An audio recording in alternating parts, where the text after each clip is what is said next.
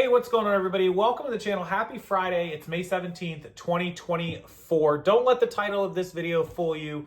We're not going to be completely negative, but I did just want to put out my thoughts and opinions on this one time and one time only, and then we'll move on from this unless there's more to update later. So let's talk about live selling, and let's talk about WhatNot, and let's talk about people who knowingly sell fake goods, knowingly and unknowingly, but a lot of knowingly ones, and scammers across the platform. So if you're not familiar with WhatNot, live selling app, biggest one in the country, probably in the world. They blew up over the last 2 years, 3 years. It's actually a great idea. People have changed attention spans and the ability to turn inventory. So WhatNot is not going to net you as much money generally as eBay would. So you might have a $25 item, right?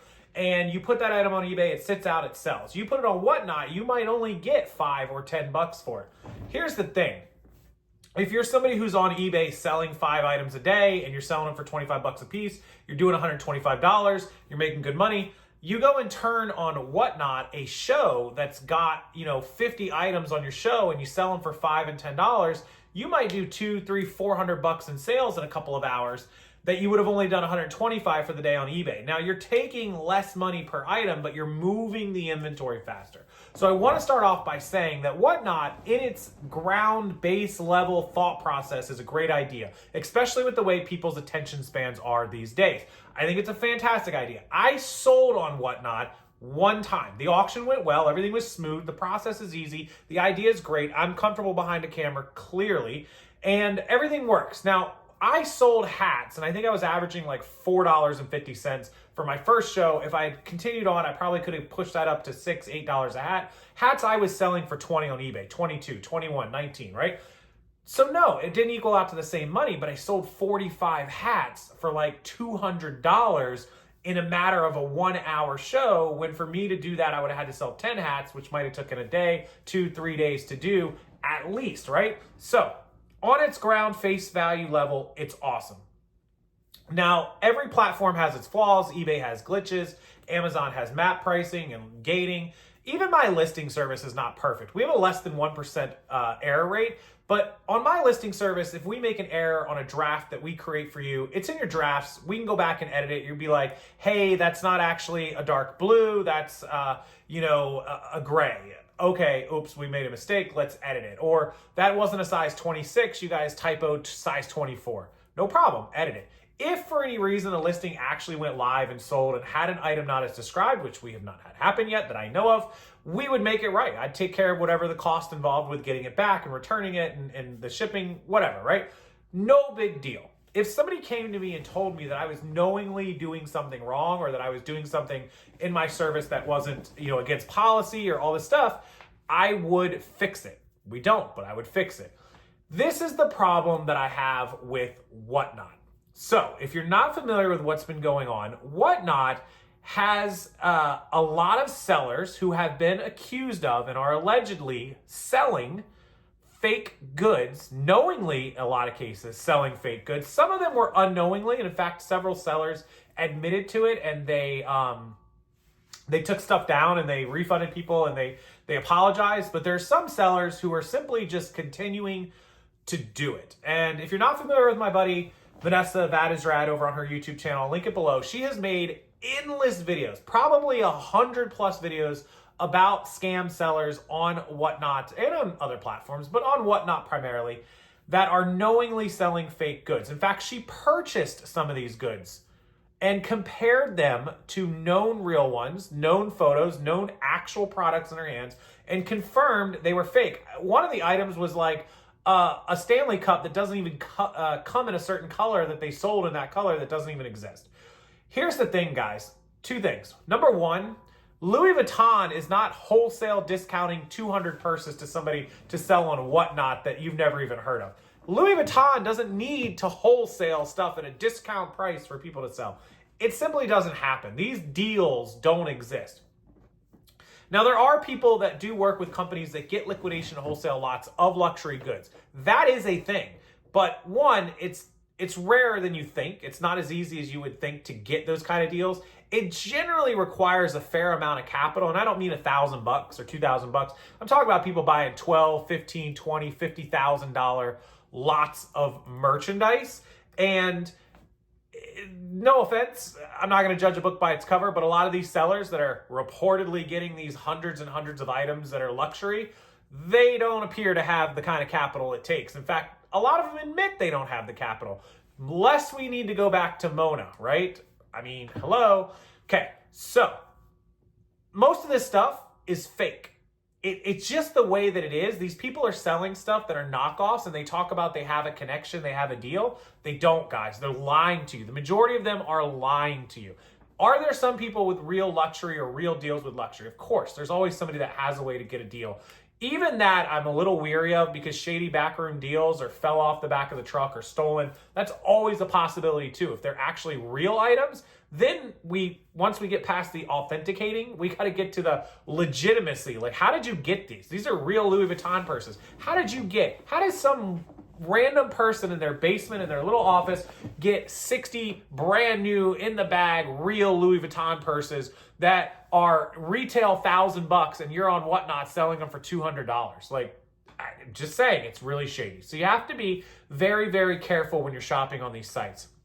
So that leads me into my next point, which is the problem I have with WhatNot, up, down, left, rights, and any other way.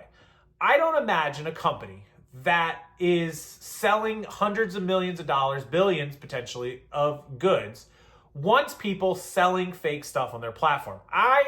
As a business owner, if I owned WhatNot and I found out people were selling fake goods on my site or doing shady things, doing shill bidding or fake giveaways or all this other stuff, I would want them shut down. I would want them gone. Now, the problem is they make me money. Well, how much money are they making me? $1,000 a month? $10,000 a month? $50,000 a month in fees? Because remember, WhatNot's getting a cut of every single item they sell, real, fake, or otherwise. It doesn't matter. WhatNot's going to get that money, except in the event that they have to issue these refunds, right? I still don't believe, and I know in my own morals, that if I knew I was making money off of somebody screwing other people, selling fake goods, I would want it stopped, because my reputation, one, and those people won't come back to shop anymore if they buy a fake piece of Louis Vuitton or Stanley Cup or whatever Lululemon off of my platform from another buyer or another seller who sold them crap. But WhatNot has been told endlessly, tons of people reporting the same sellers, not just all kinds of different people. Now, I'd like to believe WhatNot has a team or employees or somebody or some bodies who are looking into these reports, who are checking for violations. They want to protect themselves as well, because they certainly wouldn't want to be legally liable in the event that, one of these companies like Lulu or Louis Vuitton or whatever come and sue these sellers or sue possibly WhatNot. They wouldn't want to be involved now. They would want to say, hey, we did our part. We took all this stuff down. Not we turned a blind eye to it. I would certainly hope that's the way they would go, but it doesn't look that way.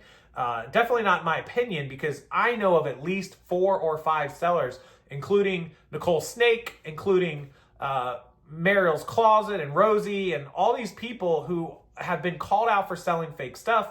And it's been proven, at least through the photos and evidence that I've seen from Vanessa, again, linked below, that this stuff was fake, and yet they're still on the platform, they're still selling, and they're still selling a lot of the same kind of goods.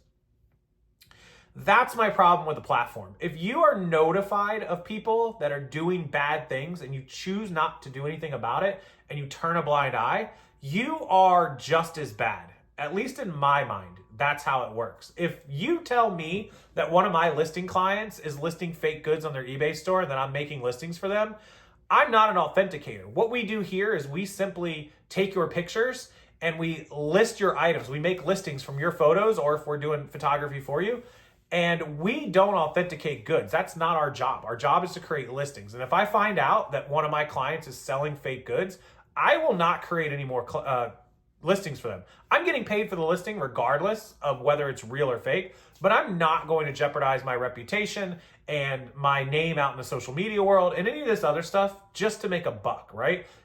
Even if it's a lot of bucks, it's just simply not worth it. Like, do the right thing. And so I I really wish WhatNot would take things a lot more serious than what they are. The problem is, Vanessa reported Nicole Snake and was actually banned from WhatNot for harassment because they said that she was harassing her, even though she didn't do it on WhatNot. She did it on YouTube / social media.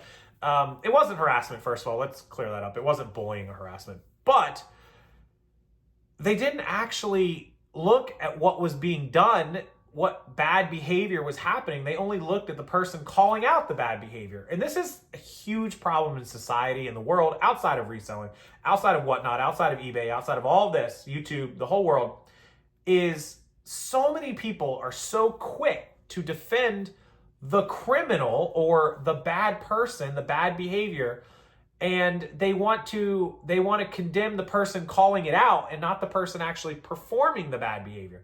It doesn't make any sense to me. I made a video, 8, 9, 10 months ago, calling out somebody for bad behavior. The same thing, the scamming, fraud. It wasn't fake goods and other stuff that I know of. It was just scamming and scheming and fraud. And everybody wants to come after me instead of looking at the person and going, wow, what is going on here? Like, what are you doing? Like, what? If you're not doing bad stuff and you're not being a scammer or a criminal, it really should never be a discussion of, hey, you should probably look at what this person's doing. Because you could easily come out and go, well, sure, come look at my business. Come look at my stuff. If I was selling online or on WhatNot and people were messaging and making videos about me saying I'm selling fake goods or scamming customers, I would immediately come on and defend myself and say, here is all of, here's all my merchandise. Do we want to go through it all? Here's my, I'm selling fake Madewell jeans. I don't even know, it's the client's jeans. Here's my jeans. Let's take a look at it. Let's see. Are these real? Are they fake? If they're real, here's my evidence. I'm fighting back. I'm coming to you guys and being transparent. If they're fake, let's get them down. Let me figure out what happened, etc., etc. I'm not going to go hide. I'm not going to block 800 people off of social media because they're calling me out. When people start blocking people that are calling them out and doing bad behavior, it's because they're guilty 99 out of 100 times. WhatNot instead banned Vanessa because she called out bad behavior instead of going to the source of the bad behavior and going, hey, we need to look into this because we're getting some really bad reports. Never mind the fact that Vanessa was not the only one that called these people out. There have been many of us that have called them out. I called this other person out, 2 WhatNot's employees in person in Las Vegas at a conference. In fact, I talked to Vanessa that very day, not 1 hour after I had spoke to them. And she already knew what they had said, that they weren't going to do anything about it. They basically just hemmed and hawed and just told me to get away in no uncertain terms. Like in the old, hey, thanks for the report. We'll get right on that. It was a joke. Like I literally called them out for giving me the wink and the nod, right? I'm like, you guys aren't going to do anything. Whatever. So that's it. That's my rant for the day is I believe platforms, if they are told about people doing bad things, bad behavior, selling fake goods, scamming, frauding, whatever it is that we're talking about, right? And it's always allegedly. People are innocent until proven guilty in court. They're innocent until proven guilty on a platform. However, there has been more than enough evidence submitted, not about the people I called out even, but about the people that Vanessa called out and others that have been multiple clients, multiple products, multiple pictures, multiple screenshots, multiple bad reviews, all this stuff proving beyond a shadow of a doubt that some of these people have committed fraud. They've committed any number of other crimes, scams, lying about giveaways. What else is there? I mean, selling fake goods, trademark, counterfeit. There's so many things I could go on and on and on. I'd have to watch it all. I'll link Vanessa's channel. Go check out her videos. Educate yourself. Learn about these problems. Be careful as a buyer. Try to use a credit card whenever you can so you can always charge it back if the platform won't help you or the buyer or the seller won't help you. But there's been so much evidence and nothing has been done. It's kind of scary. So let me close by saying this. I love the idea of WhatNot. I love the idea of a live auction show. I'm running a listing service and a fulfillment service and a selling platform and all this other stuff right now. I don't believe I have time for live shows, but if I did and I was a seller like most of you guys and girls are, I would definitely take advantage of a live auction site like a WhatNot. But as it stands, if tomorrow my whole business changed and I had to go into live auction selling, I wouldn't use WhatNot because of their morals, or at least my morals and my outlook on the way that the problems are handled. And that's unfortunate because they had an opportunity to become a really great platform. And I think they are a really great platform. I think WhatNot, their setup, their shipping, their ease, their smooth, their marketing, I think everything about the platform is fantastic. My problem is the back end of WhatNot. The way that they handle all of this is, in my opinion, an utter failure. And I believe it's not because they can't handle it. I believe it's they don't want to, because the amount of money they make off of this stuff is significant. That's for sure.